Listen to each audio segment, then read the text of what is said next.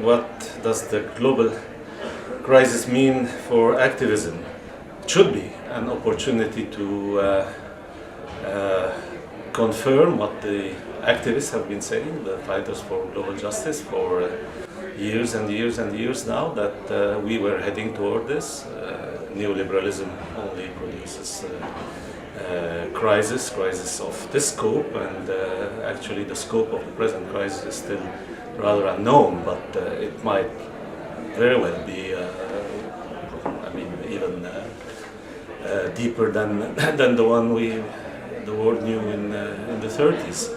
So, at that time, there was a worldwide wave of radicalization, and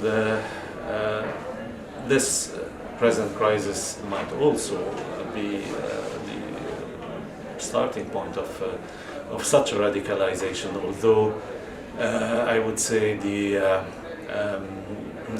image of forces fighting for change has been very much affected by the tragic balance sheet of the 20th century, with especially the Soviet Union and what it represented, which discredited the very idea of socialism, for instance. So I think one very urgent task will be to reinvent what some people in Latin America started calling socialism of the 21st century. And of course, behind such names or formulas, there might be very different contents. So this is also one of the stakes of what's going on right now. What kind of opportunity do you think the G20, when it's in London, provides for activists? Will you be involved in protests?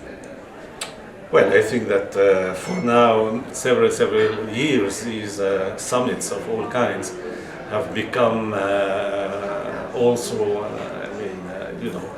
an opportunity for global activism, for global justice movement, and it's great to harass these people. So that they can't meet, comfortably, and they are reminded of what's going on in the real world, beyond their circles. Yes, I think that definitely this should be seized as any opportunity of this kind for a major mobilization around the topics involved, which are both the economy or war. Yes. Well, I can't say how ordinary people should be responding. What I'm saying is that ordinary people are in a very, presently they're mainly worried, very much worried about what's going on. They're worried about their future, and very rightly so.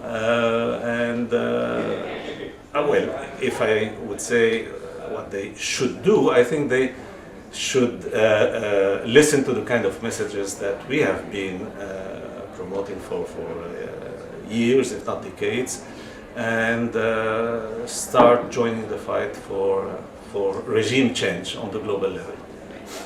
And finally, what do you think your message is to the G20? What should they be doing to deal with the global meltdown, and is there any chance that they'll do it? Well, I can't see any way out of this which would make sense, and which does not mean necessarily a major world upheaval, but that would be cutting drastically arms expenditure on a global level and reorienting that into some kind of global Marshall Plan for the poor countries.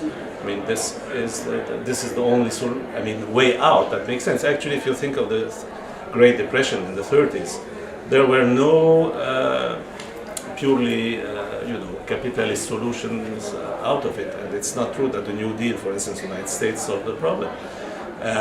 What brought the US out of that was the war. Now, of course, short of a war, which no one would like, a global war, you need the equivalent, but in positive terms, that is a real war on poverty, not the kind of mythology and lies that Tony Blair, among others, have propagated under this title, but a real one, a real war on poverty. And this is absolutely in the means, of course, and the rest. green, the green dimension and all that. But I mean, there's a huge lot of things to do on the global level. Thank you.